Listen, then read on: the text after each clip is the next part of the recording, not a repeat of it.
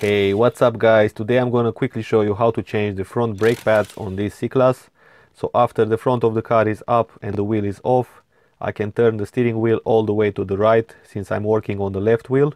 One trick is to take out the keys so the steering wheel will lock on. Next, with the 12mm socket, there are two bolts which hold this part of the caliper in place. As you can see, I'm working on the left wheel and there is no brake wear sensor. But if you go on the right wheel, you will find this sensor which is held in by a bolt.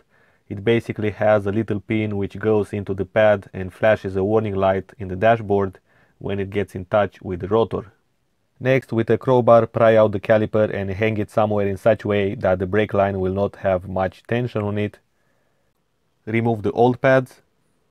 Then prepare the installation of the new pads. Pop off the pad clips.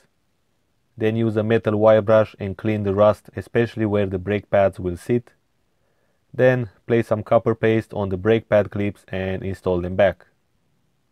You can as well inspect the old pads for uneven wear, which might indicate that the rotor does not spin straight or there is excessive rust which prevents the pads to move freely. Now on the caliper you will have to press the piston back to make space for the new pads.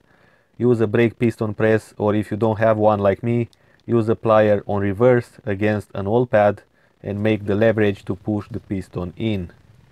Once everything is prepared, place the new pads on, the right one and the left one. Slide the caliper on. On the guiding pins there is a small washer which is shaped to fit the caliper back. Inspect the guiding pins and see if they move freely. If they don't, then take them out and place some silicone paste on.